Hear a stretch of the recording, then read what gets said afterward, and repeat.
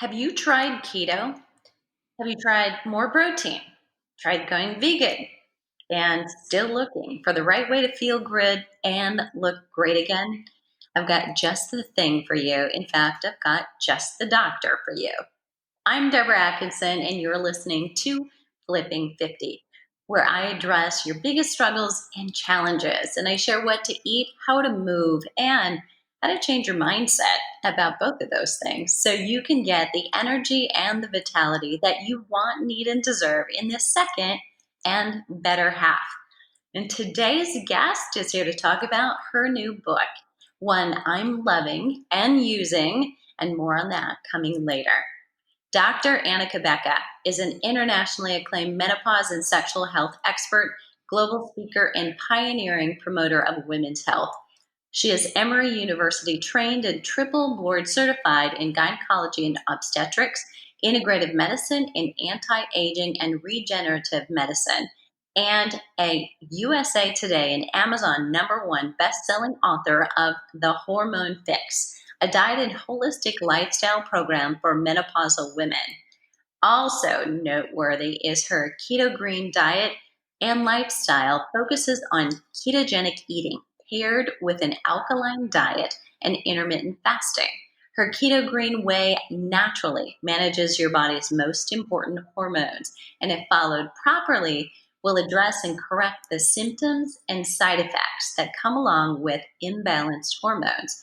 Her new book, Keto Green 16, released just this month, and I have been raving about it so much you're probably tired of hearing me talk about it, so I'm going to let her talk about it. Dr. Anna is known as the girlfriend doctor. She has one of the top menopause blogs and is helping women combat negative hormone related symptoms and implement natural and easy to follow solutions that will have us feeling happier, healthier, and confident. Dr. Anna created the successful and popular alkaline superfoods drink, Mighty Maca PLUS, that is woven in to the Keto Green program. And I love that too. Dr. Anna, thanks so much for being here.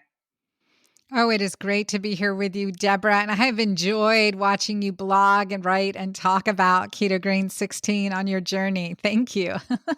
You're welcome. And I felt so good. And, all the way through your bio, I'm thinking, and it's simple and it's easy. And I'm thinking, yes, it is. And I can vouch for that. So I really enjoyed it. And I think sometimes that that little statement doesn't belong where somebody is trying to make an effort to look good, change their diet, or exercise in a specific way. So I think big kudos to you for doing that. I have a big question here. hmm So, OBGYN, how did you get interested in keto, and how did you happen to write this book on this topic? Well, you know how they say our mess becomes our message? Well, yeah, it's so true. It's so true. Part of my story is that at age 39, I was diagnosed with early menopause and infertility, and I was told I would never be able to have another child. And that was just devastating.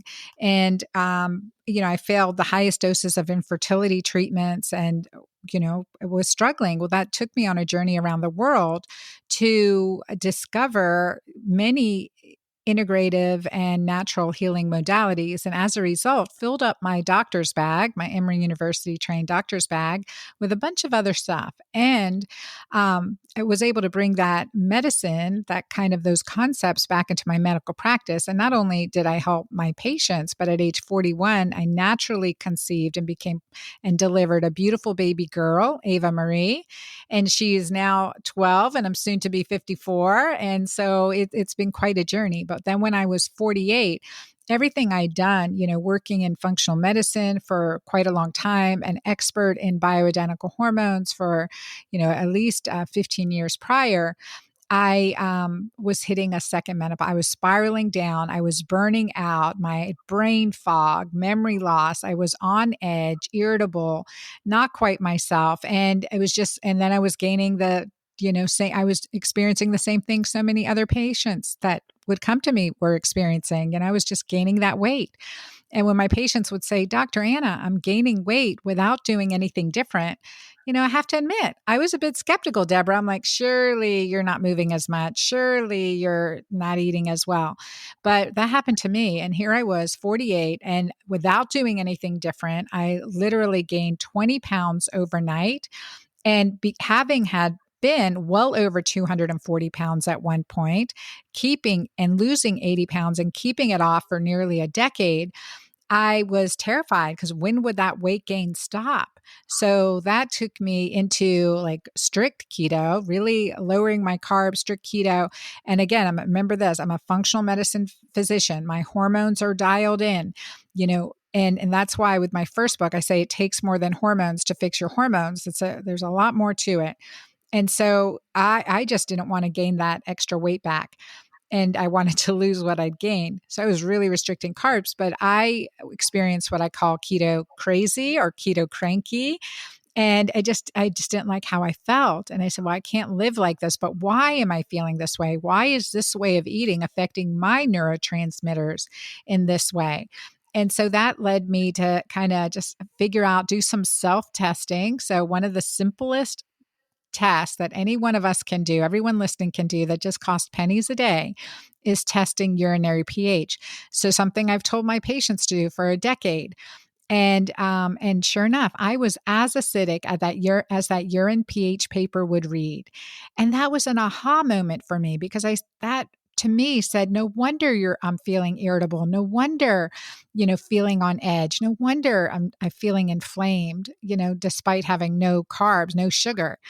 And that was such an aha moment for me. I just started adding in all the alkalinizers, increasing my Mighty Maca PLUS to 2 or 3 scoops a day, adding in the herbs and spices and all the dark green leafy, the low carbohydrate greens, the kale, the beet greens, Swiss chard, everything I could do nutritionally as food as medicine to work on my urine pH.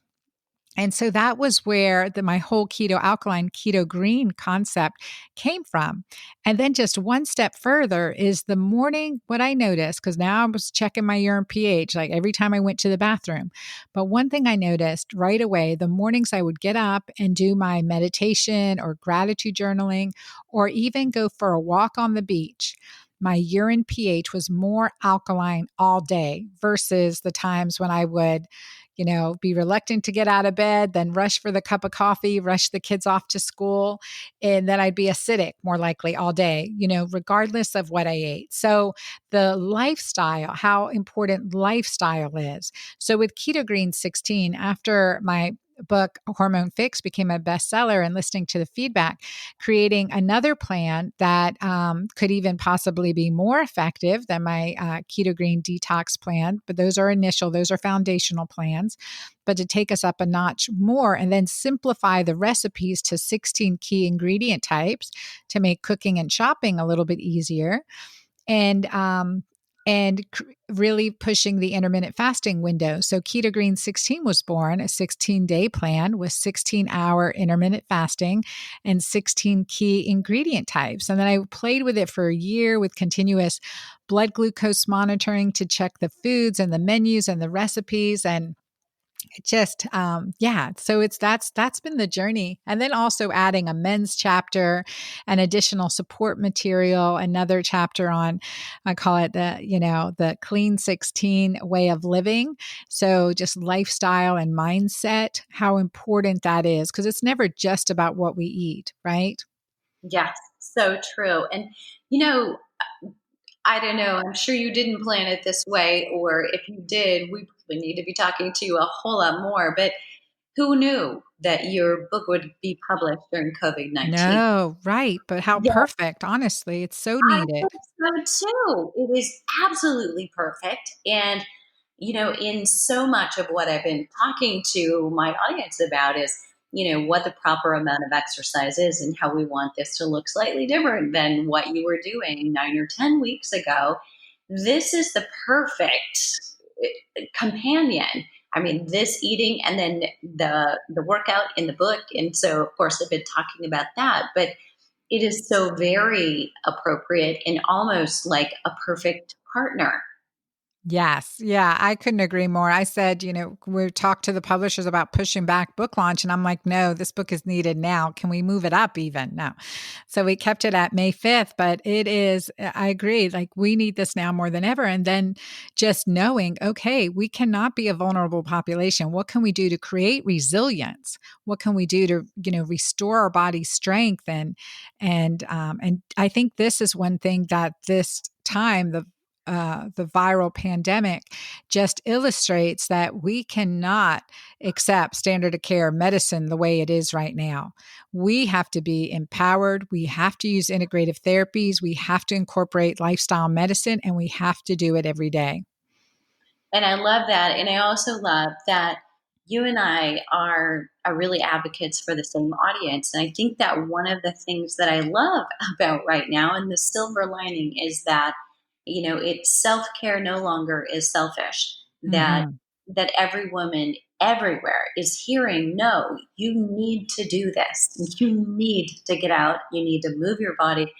You need to take control. And I think that this is really the biggest work that I've ever done. And the bottom line is there is no one more important in the world than a middle life woman, because she impacts at least three generations. Absolutely. Absolutely. I couldn't agree more. And one thing that I've been talking about is I interviewed a Dr. Miguel Martinez, and we were talking about psychoneuroimmunology. Anyway, we were talking about mindset too. And so he introduced to me that the Japanese call this time of menopause or beyond konenki, which the literal translation means second spring. Second spring. So we literally can breeze through menopause into our second spring.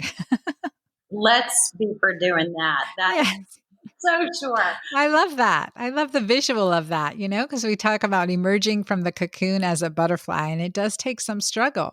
But then here you are as a butterfly in your second spring. I'm just loving the visuals here. Exactly.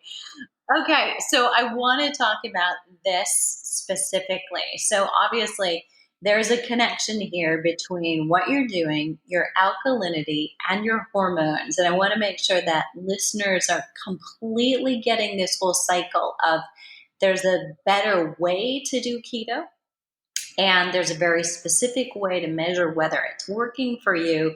So let's break this down. When somebody changes their diet, just changes their diet, are there hormone changes, and how do they occur, and how does somebody navigate those changes when they're switching a diet?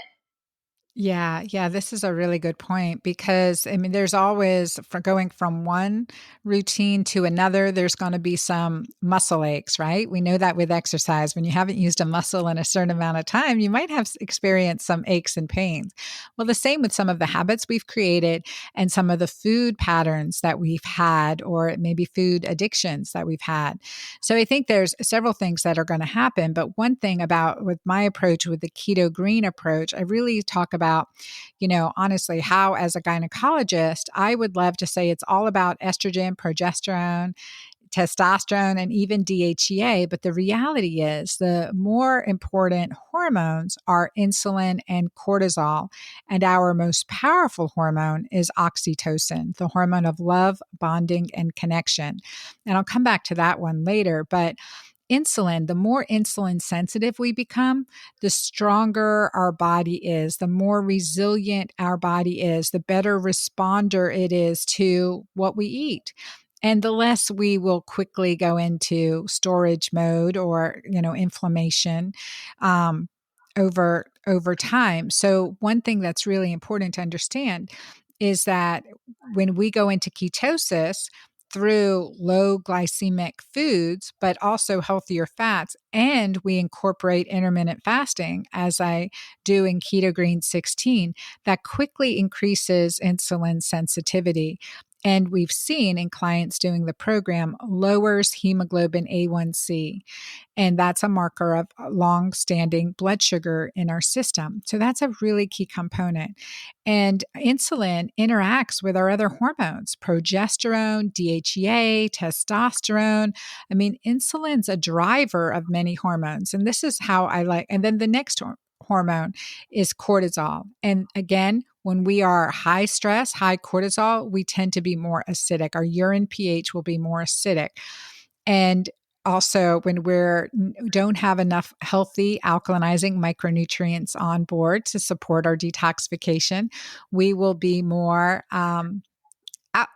will be more acidic. So we need those micronutrients on to be more alkaline. So managing cortisol is in the alkalinity or the green component of Keto Green. Now, this is something I love to say because our hormones are like, consider we have hundreds of hormones in our body and consider them the students at school or the students at the university. And I like to consider insulin and cortisol as our teachers. So there are teachers, and then oxytocin as the principal, head principal, or dean of the university, right? So that's like if we think of the hierarchy of hormones, they all have, in the student body of hormones, they all have unique abilities and have their own paths and, work together and do their own thing. So, but they have ruling hormones, and insulin, cortisol, and oxytocin are certainly a big part of that.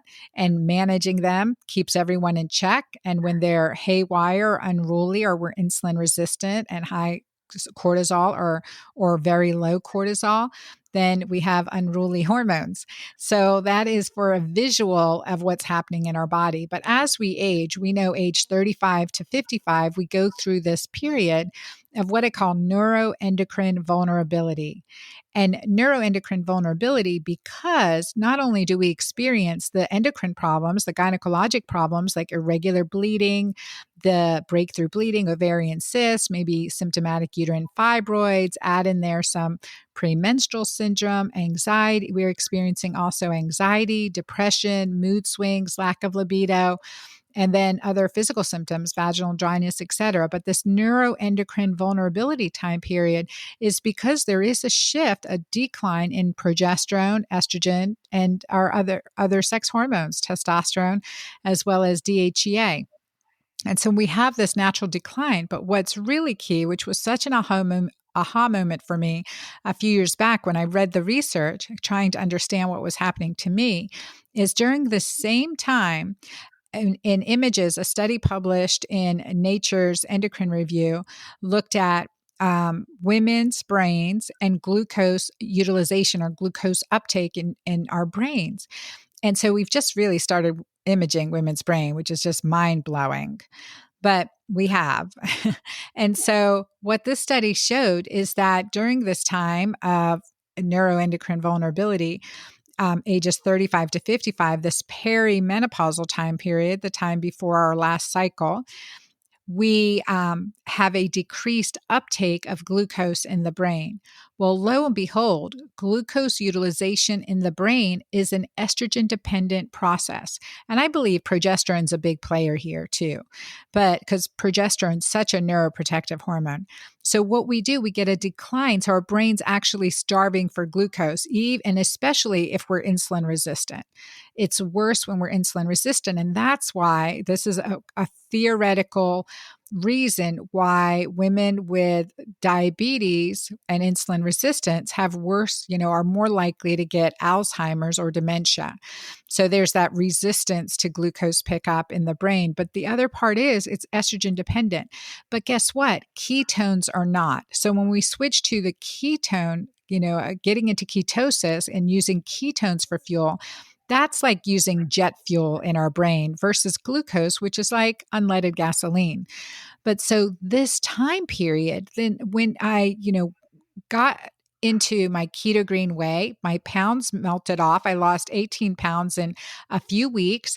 And not only that, but I felt like I was in my body again. My brain was clear. My memory was improved. I responded instead of reacting or overreacting. And it is just why I call it a period of energized enlightenment.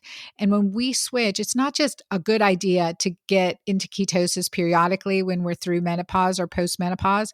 It is mandatory. It's mandatory for the health of our brains and the health of our bodies and for the health of the rest of our lives. But we have to do it with understanding that alkaline component. So we're really managing cortisol and supporting our detoxification system, supporting our gut microbiota, and in a healthy way, in the healthiest way possible. And that combination, let me tell you, that is defense one. That is so awesome. And I love that you've layered all of these components. I think so many women are curious about, not knowing or not an unknowing that they need micronutrient rich foods. But I think we're fairly quick when we feel desperate to look for a quicker fix. We want something immediate. We want a quicker thing. But intermittent fasting, I mean, that is such Mhm. a topic of interest. Should I try it? Shouldn't I try it? What do you think of that? And the lack of knowing that there is such a long continuum for how you might first initiate it versus how you might progress to it, and then keto, of course, as well, and putting them all together. But one of the big pieces for you to make sure that it's working for someone in a positive way, for a woman in particular, is the testing, using the test strips. Mhm. So, Absolutely. and you mentioned you're doing that not just first thing in the morning, but you're doing that several times during the day. Do you recommend that? Absolutely. Initially when you start, every time you use the bathroom, check your urine, pH and ketones, just see where you're going. Use it as discovery. And I find that that is really is, I mean, it's just a really big part of understanding what's working for us and what's working against us. Because we can be alkaline, nonchalant, and then something stress us out, and then all of a sudden we're acidic. So then I can tell you, well, let me just drink instead of drinking a cup of coffee right now. Let me have a cup of herbal tea, or let me do a 10-minute meditation and reset my physiology. It really helps us with those checks and balances piece, Deborah. I love it. And I love that you said that. So I want to come back to this piece. You briefly mentioned oxytocin, and I think that this is a hormone that I feel so bad for because it's looking at all the rest of them, and it's like, wait a minute, this is actually a good guy, and we don't even talk about this one very much. I know, he's like the unwanted stepchild or something. I don't know what it is about this child, but oxytocin is so amazing. It is the most powerful hormone in our body. In fact, I think my next book is all about oxytocin. And it is just so powerful, and especially recognizing it. And it's not just me, like looking in my community and in my groups. And when women realize, like, okay, I've had trouble, I've been really worried or stressed at work. And then I went out and had, went out with my girlfriends, had a bunch of fun. And even though we drank a bunch of wine, but we laughed. And because the next morning I was so alkaline. And I had a 67-year-old, one of my clients in my online Magic Menopause group. She's like, Dr. Anna, I have been doing everything right. I am just stressed. This was right at the start of quarantine. I haven't been able to see my grandbaby, my new grandson. He's 2 years old. And it's just me and my husband at home, and we're feeling vulnerable. She goes, I've been checking my urine. I've been acidic. But she goes, you know what? My grandson had his second birthday. And I was so upset that I wouldn't be able to be there in person. But they surprised me with this virtual call, is what she said. And so she said, I got to see my grandson open his presents. And he was laughing and eat his cake. And she said, I just had a blast. I laughed so hard. And this is what she told me, Deborah. She goes, Dr. Ann, I couldn't wait to go use the bathroom. And as soon as I did, I knew, yep, that urine test strip was dark green, dark green. It was very alkaline. The power of oxytocin. That's real medicine. That is real medicine. So true. And it's within our power. Nobody has to write you a prescription for that, but you confirm if this is true or not. When oxytocin is up, cortisol can't be. Right. Exactly. And that Yep. is the big deal right And there. And this is what I'm so passionate about getting out too. This is chapter 8 in The Hormone Fix, my first book. And I call this mandatory reading because absolutely, when cortisol is up, oxytocin goes down. And when oxytocin goes up, cortisol goes down. But when cortisol, our stress hormone, is up for an extended period of time because of, trauma, stress, worry, fear, Mhm. evening news, I don't know. But all of these things, and if cortisol is up for a long time, what happens is the area in our brain called the paraventricular nucleus will then come and shut down production of cortisol and will shut down the adrenal production. Well, at the same time, this master gland is also suppressing oxytocin. And so here, cortisol is down and oxytocin is down at the same time in the case of adrenal dysfunction or adrenal fatigue, so to speak. And Mhm. and this is what people experience: disconnection. I no longer feel joy. I no longer enjoy what I used to enjoy doing. I'm feeling disconnected. I know I love my husband, but I don't feel love for him. These are that disconnect, isolation, depression. And that's the danger of that situation for sure. Well, let me ask you this. I mean, we're in a tough time right now for a lot of people. I mean, there's a lot going on, and we're recording it right now in the middle. So just shortly after your book is released, no matter when you're listening to this, stay with us because I think it's appropriate for any time during the middle of a woman's life. But a lot of people are inevitably experiencing this right now. So I want to come back and talk again about adrenal stress and the index. But what do you recommend? Well, definitely do things that increase oxytocin. So, pet is a great thing. Sex is a great thing. Making love with your love of your life, that is awesome. And intimacy, connection, massage, facials, things you enjoy doing, calling up a good friend, laughter. Let me tell you, one good way to increase oxytocin: My Big Fat Greek Wedding. That movie will increase your oxytocin. It's just a good feel good movie, right? And so, that make you laugh. So, things that make you laugh will increase oxytocin, doing things you enjoy, and anything that decreases cortisol, going out for that long walk, doing a meditative practice. Everything that you can do to increase oxytocin and manage cortisol and get out in nature, which is so grounding, will help tremendously. Playing with a pet, I mean, our dogs, we have dogs and a horse, and that is just unconditional love. That is great advice. We recently, our community did a book list, and I put out a call for my naked nightstand and said, listen, I don't want anything heavy. I want fiction. I want nothing. And I think we need to do the same with movies. But let's come back to the adrenal stress index. What exactly is that?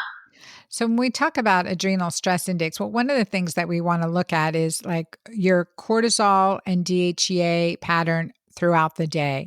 So when we're looking at an adrenal stress index, whether it typically a salivary test, and salivary cortisol is adequate as long as you haven't been on any steroid therapy within the past 3 to 6 months. So, depending on the test. So, if you are on asthma inhalers or have been on steroids, it won't be an accurate testing. But we can look at it through salivary testing, for instance, look at a DHEA level and salivary cortisol. So, that's a 4 point cortisol in the morning when you wake up, before you get out of bed, then at noon, and then at uh, in the evening, and then at bedtime. And so that will show us what your cortisol pattern is throughout the day.